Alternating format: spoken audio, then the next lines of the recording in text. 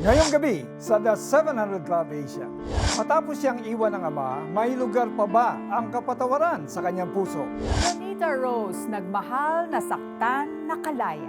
Paano siya nagkaroon ng kapayapaan sa pagpapatawad? Alamin ang kanilang kwento ng pag-ibig at pagpapatawad dito sa The 700 Club Asia. Susunod na.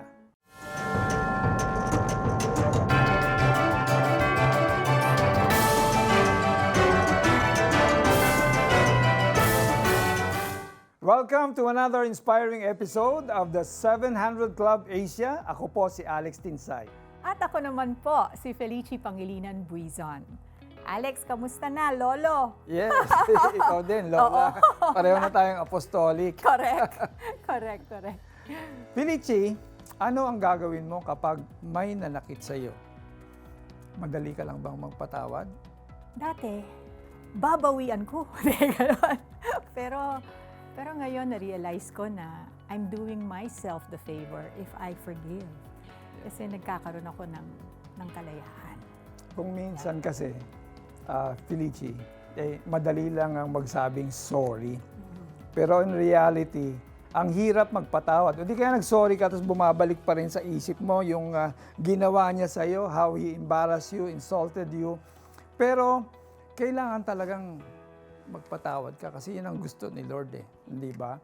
Kahit nga simpleng tampuhan lang minsan inaabot ng araw o mga linggo bago magpatawad ang mga tao. Totoo yan, Alex, yung silent treatment, di ba? Let's face it, it really happens among friends, workmates, classmates, or even inside the family. And most of the time, they say na ang pagpapatawad are all based on what kind of hurt you received. Maari kasing hindi ka naman ganun nasaktan, kaya it's easy to forgive. Pero kapag iniwan ka, trinaidor ka, or sinira ang tiwala mo, parang mahirap isipin na posible pa rin magpatawad. Totoo yan, Felicie. Katulad na lamang ni Margaret na sa murang edad ay nabalot na ng galit ang kanyang puso. Paano nga ba siya nakapagpatawad? Panoorin po natin ang kanyang kwento.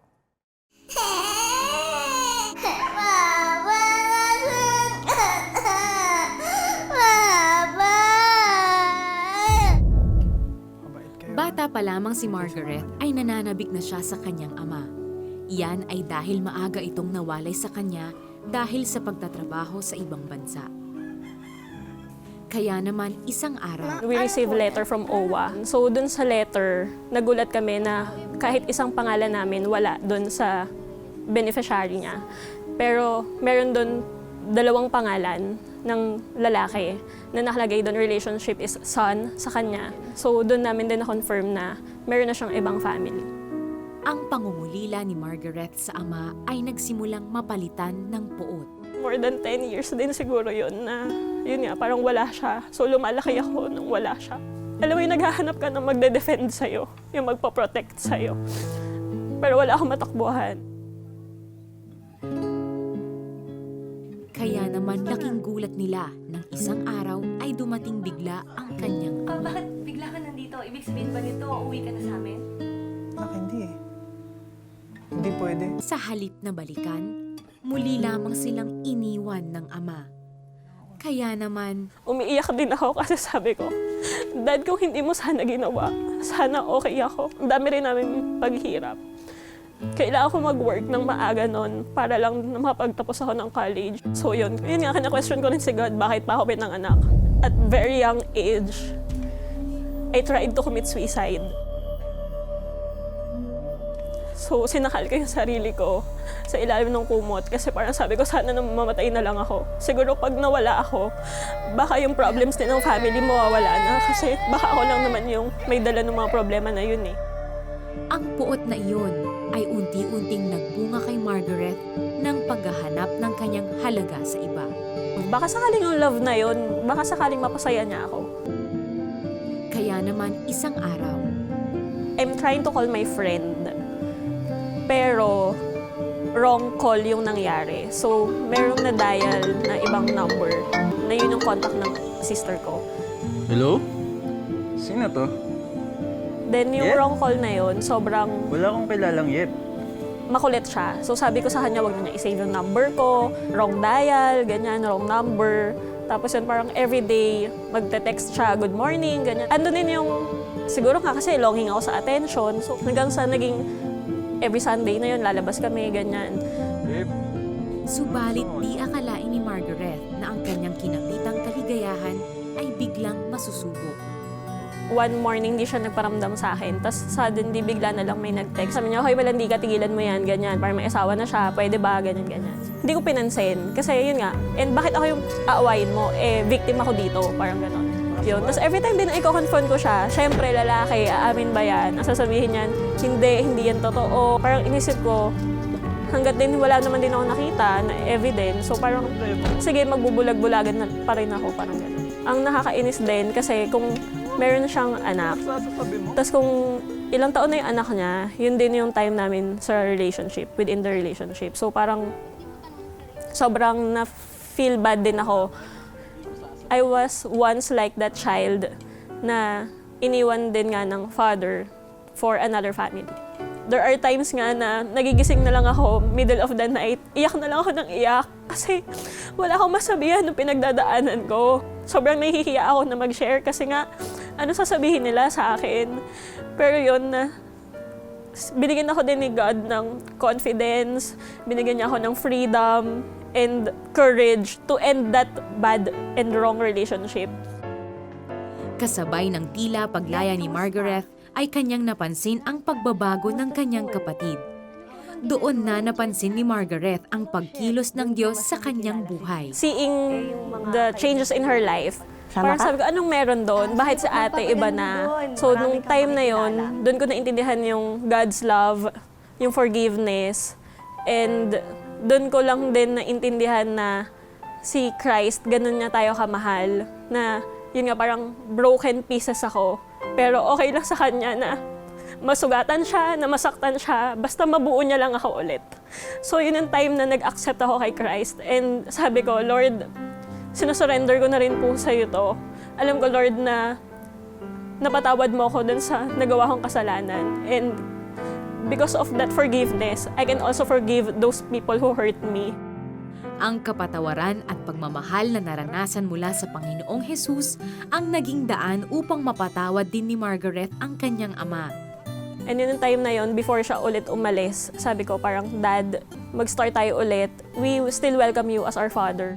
Tunay ngang walang imposible sa ating Panginoon, gaano man kasakit ang ating nakaraan. Tanging siya lamang ay makakapagbuo ng ating pagkatao. Alam mo, Felici, kanina nga nabanggit natin, madali yung magsabi na magpatawad. Pero yung bang dapat galing sa puso. Kasi yung pagpapatawad, hindi ko maiwasan kasi bishop ako sa spiritual point of view. That is the strategy of the enemy. Kasi pag hindi ka nagpatawad, you put yourself in prison. Yes. Okay? And when you are in prison, kasi yun na lang ang ginagawa mo palagi, iniisip mo, you blame all the people around you. So, anything that distracts you from worshiping God, nakuha na nung hindi pagpapatawad. In effect, yung pagpapatawad, idol yun eh. Anything na pinagukulang mo ng atensyon, parang kinocultivate mo yung bitterness eh. And then it comes back to you. It puts you into stagnation. You become depressed.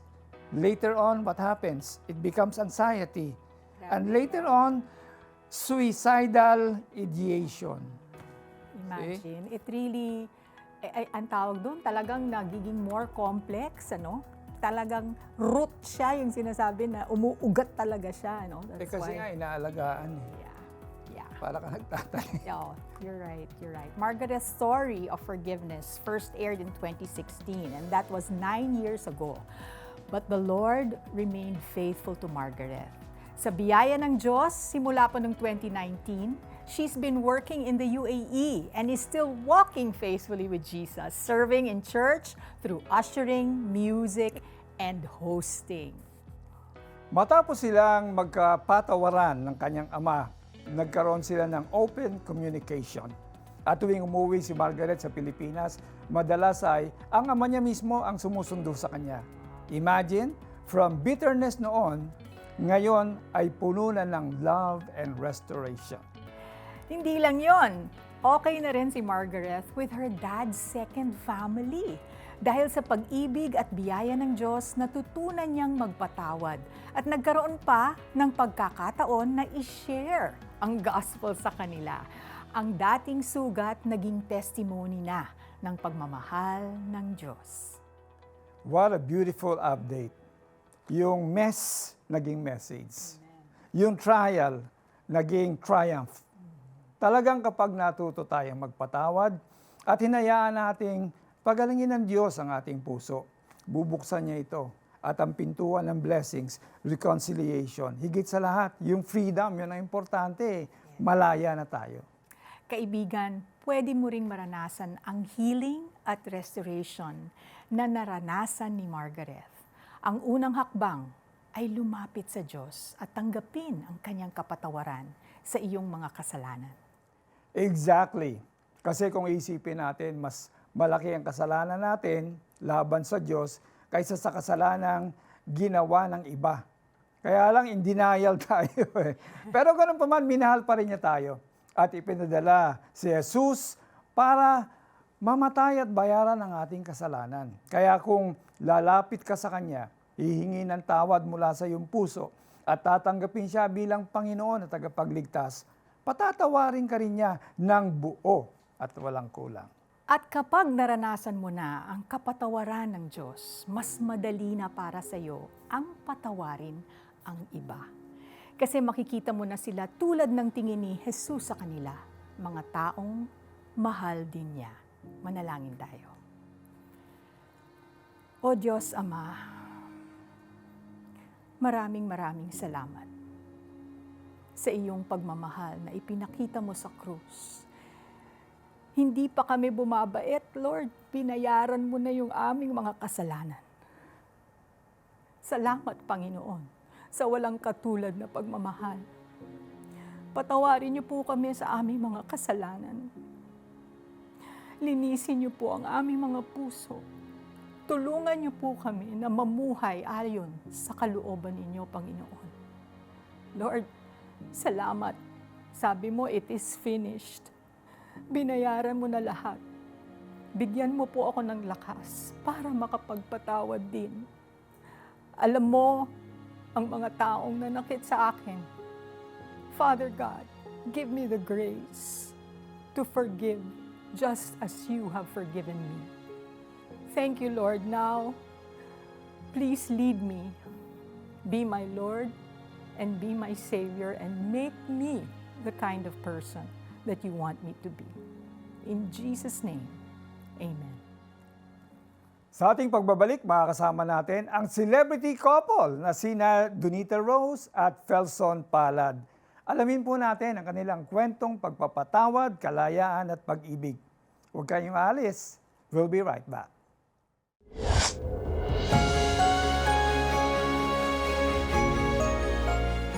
Panginoong Jesus, tinatanggap ko po kayo na aking Panginoon at tagapagligtas. Sumabay ka ba sa panalangin upang tanggapin si Jesus? Narito ang CBN Asia Prayer Center para sa iyo 24/7 upang tulungan kang magsimula ng panibagong buhay na punong-puno ng pag-asa, kapayapaan at tagumpay. Just text YES, your name and location o mag-chat sa The 700 Club Asia Facebook Messenger.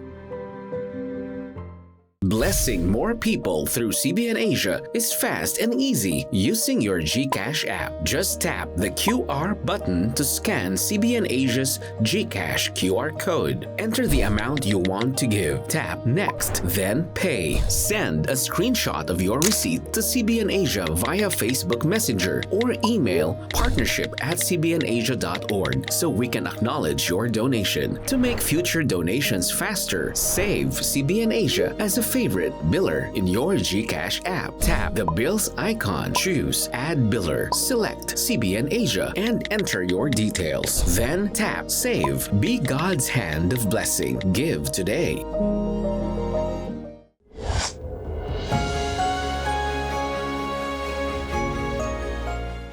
Welcome back to the 700 Club Asia. Kasama po natin ngayon ang isang napaka-inspiring couple. We've seen her in different movies and TV shows for many years. And now she's happily married to a gospel recording artist.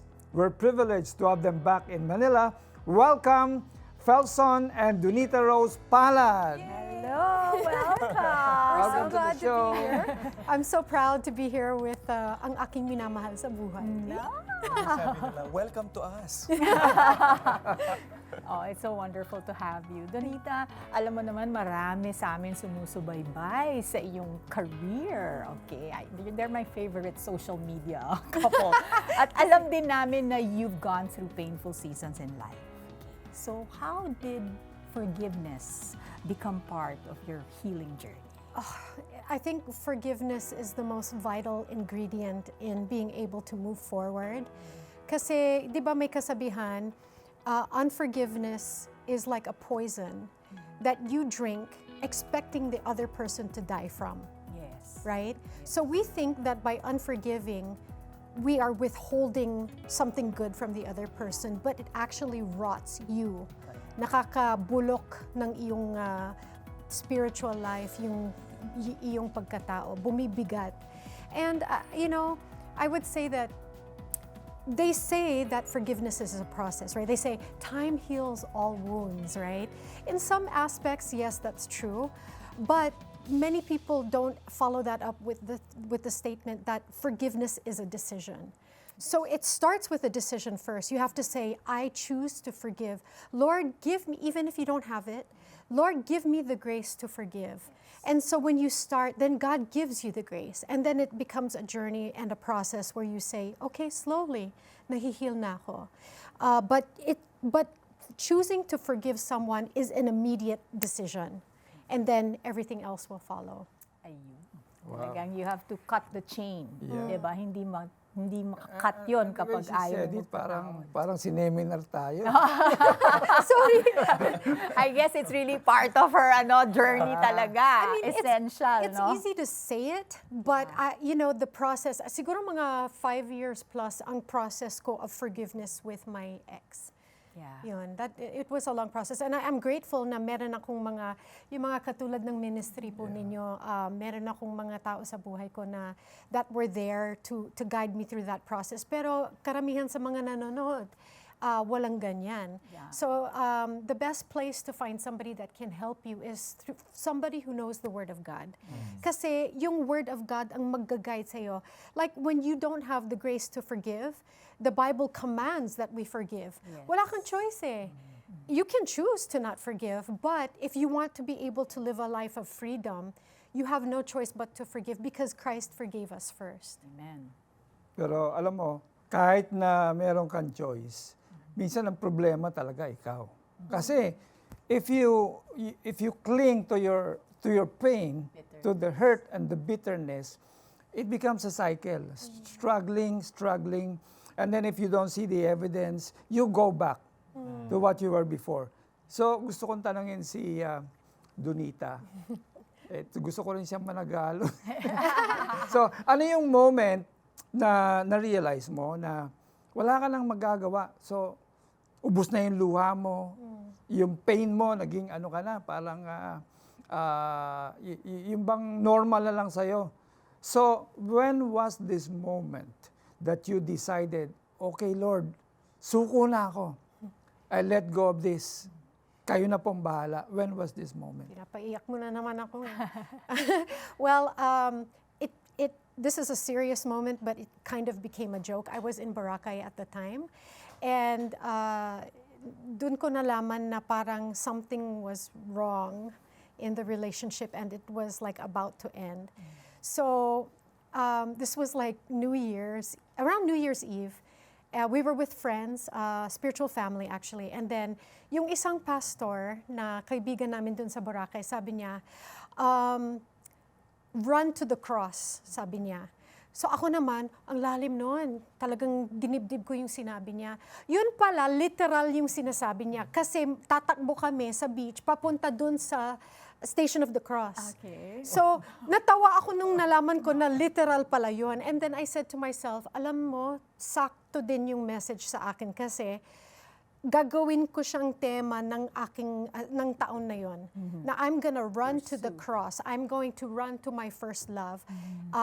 Every time I feel na kailangan ko siyang patawarin ulit, I will look to the cross for healing and forgiveness. Wow. Amen. Yeah. Moment by moment. It's choice, no? Okay. gradual sometimes. And then Felson came into the picture. So can you share how God brought the two of you together? You might want to go ahead. Well, this is the time where I volunteered for a missionary. Her name is, hi, Tita Orpa. Orpa Marasigan. And I did not have work then because I sing in retirement home in the States. That's my profession. So it was post-COVID, and Louis Reyes asked if I could, volunteer to drive and for Orpa to meet the celebrities, Filipino celebrities in LA. And lo and behold, I met her. Ta-da! Yan po. Your availability Yes. Sabi nga nung brought a parent, blessing. I know. Sabi nung aking American mom, sabi niya, if the Lord said that you're gonna meet your wife, are you going to the bar or to the church? At that time, probably neither, because I met her because I volunteered. And Wonderful. So that's how they first met. Yes. Wow. Powerful testimonies. Yes. So, kaya friends, kung ikaw man ay dumadaan ngayon sa hirap ng pagpapatawad, baka matagal nang mabigat ang puso mo dahil sa galit sa kapwa. O baka nagtatanong ka, paano ba talaga magpatawad? Ano ang unang hakbang? Don't worry, nandito po kami para tumulong. Bukas ang 24/7 na prayer center ng The 700 Club. Handa po silang makinig, yung ating mga prayer counselors, at magpipray kasama ka at magsishare ng Word of God para matulungan ka sa journey mo to forgiveness tulad ng dinaanan ni Donita. Tandaan, walang pusong matigas na hindi kayang palambutin ni Lord. Sapagat ang nais niya, magkaroon ka ng kapayapaan at kalayaan sa puso mo. Huwag mo lang patigasin ang puso mo. Always remember, run to the cross. Tama, Donita? Yeah. Kaya tawag na sa number na nasa screen. At kung mas convenient sa'yo, pwede ka rin mag-message sa Facebook Messenger ng The 700 Club Asia. At kung gusto mong lumago pa sa iyong pananampalataya, i-type mo lang BSG sa comments. Iko-connect ka namin sa isang online Bible study group kung saan sabay-sabay tayong lalapit at lalago sa relationship natin kay Lord. Sa ating pagbabalik, maririnig naman natin ang side ng lalaki, si Felson, lalo na tungkol sa married life at forgiveness. Kaya, wag po kayong aalis. Marami kayong matututunan. Magbabalik ang The 700 Club Asia.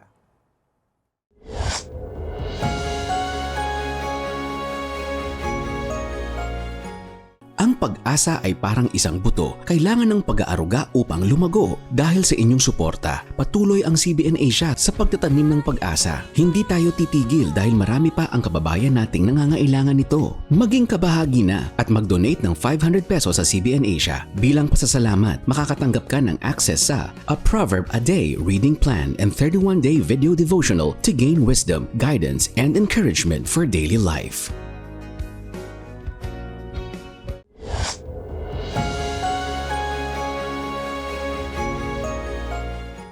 Nagbabalik po tayo sa The 700 Club Asia. At kasama pa rin natin yung magsing irog, very romantic. Felson at Donita Rose Palad. Ayan. Hello. Yes. Kanina, Donita shared her personal journey of forgiveness and how God brought them together. But this time, let's talk about your life together as husband and wife. Magsi 3 years na. Yes. Wow. So, Donita, we all know, we've seen it, that you're a professional chef in the U.S. So, does this man get to enjoy your cooking every day? I remember after we got married, the third day, sabi niya, pwede ba akong magluto para sa'yo? Inisip ko sa utak ko, patay. Hindi niya alam na maselan ako sa pagkain. So sabi ko, okay, you can cook, ganyan. Tapos nagluto, ay, magaling. Lahat, as in talagang pati yung technique and everything. Sabi ko, saan ka ba natutong magluto? Yung pala chef ang father niya. Nag-OFW na chef sa abroad. Both my parents. Yeah, actually both of his parents. So he's the real cook in the family now. Well, we kind of go back and forth, Yeah. depending on our schedules. But I actually really love it when he cooks. Pag social lang food, talagang siya ang nagluluto. Ito, picadillo, favorite ko dyan. Diba? So, alam po ninyo, si Felson, nakilala ko siya nung time na may struggles. Remember? No? And we prayed together and I even said some encouraging words for him. At nakita ko talaga yung turnaround ng life niya. No? At itong magandang lesson kasi pag naghahanap ka at hindi yung bang inano mo na kay Lord, Lord, kayo na po yung pumili para sa akin. Pag inallow mo si Lord to work through you and to orchestrate your life, maiiwasan mo na yung heartache, yung maliligaw ka. Why? Because the enemy always wants to give you the second best. Totoo yan. And gusto niyan the best So, sa bawat marriage, normal lang ang misunderstanding. Yes. No? So, how does forgiveness help you as a couple to, siyempre, meron ding hindi pwedeng walang marital conflict. Yes. Kasi magkaibang personality kayo joined together. So may adjustment yan. So how do you grow as a couple together through forgiveness? Well, simula nung kinasal kami ni Dee, I always ask every morning for God to guide me, and I always ask, Lord, how can I be a husband to my wife? Kasi ang lagi kong nasa isip, hindi kaming dalawa lang sa marriage. It's always the three of us. And our husband is God. So when we talk about conflict, marami kami niyan pero hindi nagtatagal. Kasi ang una naming sinusumbungan, minsan nagsasabi ako sa kanya na, Di, hayaan mo lang ako, lalabas lang ako saglit. But nung una, parang she resents it But I explained to her, I said, I'm just gonna ask the Lord. I was asking the Lord, sinusumbong kita sa Lord. Nagsusumbong din ako kay Lord. So, totoo, instead of, kasi yung naririnig ko, kahit na nung single ako, kapag nagkakaroon tayo ng conflict with someone, ang una nating tatawagan yung friend or your family members.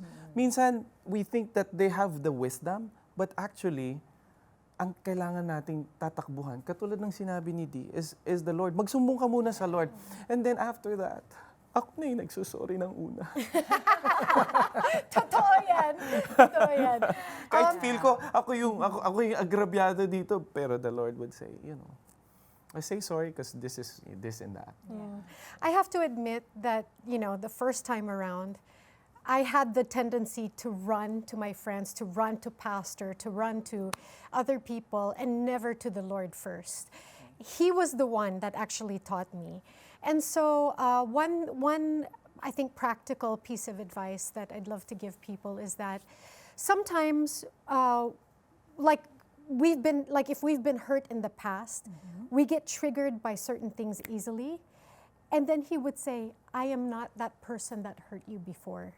I'm different. Moments, So you have to retrain. He had to, it's funny because I'm the older one between us.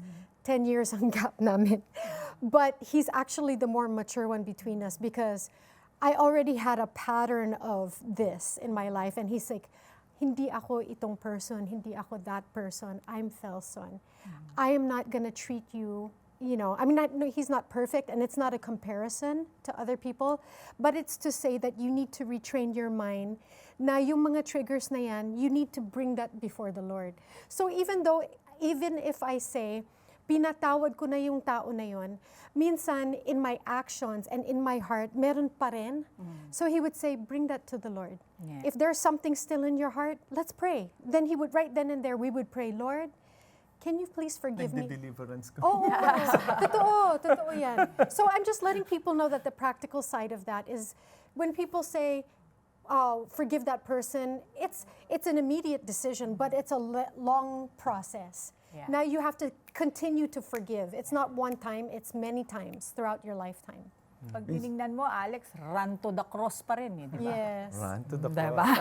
Merong ano yun may training, yung mga neural pathways ng brain. totoo yan.